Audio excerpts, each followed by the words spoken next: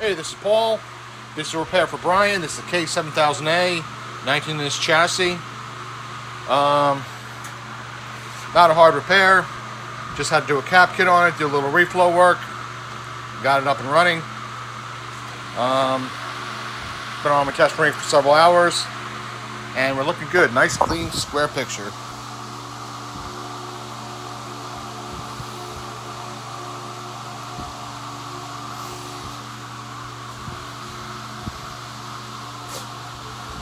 We are looking good.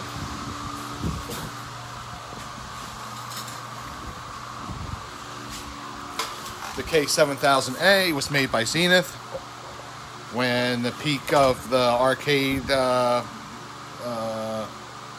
were going on. Wells couldn't keep up with demand, so they subcontracted out to Zenith. And we got this K7000A. It's almost identical to a regular K7000.